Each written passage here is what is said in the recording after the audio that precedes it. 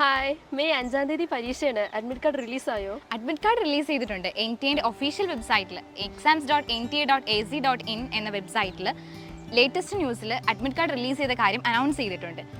അതിനകത്ത് ലിങ്കിൽ ക്ലിക്ക് ചെയ്ത് കയറുമ്പോൾ നമ്മുടെ ആപ്ലിക്കേഷൻ നമ്പറും ഡേറ്റ് ഓഫ് ബർത്തും എൻട്രി ചെയ്യുക. സബ്മിറ്റ് ചെയ്ത് കഴിയുമ്പോൾ നമുക്ക് നമ്മുടെ അഡ്മിറ്റ് കാർഡ് കിട്ടുന്നതായിരിക്കും. അഡ്മിറ്റ് കാർഡ് കിട്ടിക്കഴിഞ്ഞിട്ട് നമ്മൾ എന്തൊക്കെ ശ്രദ്ധിക്കേണ്ടത്?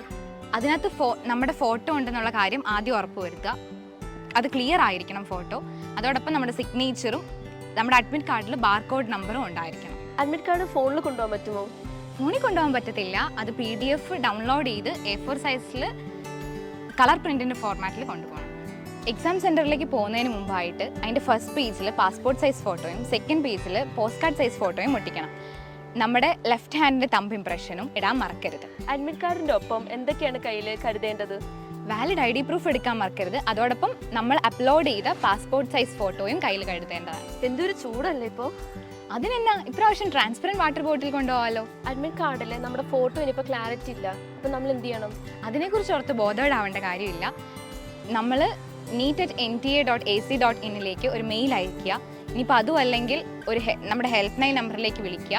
നമ്മുടെ രജിസ്റ്റേർഡ് ഫോൺ നമ്പറിലേക്ക് അപ്ഡേഷൻസ് അവർ തരുന്നതായിരിക്കും.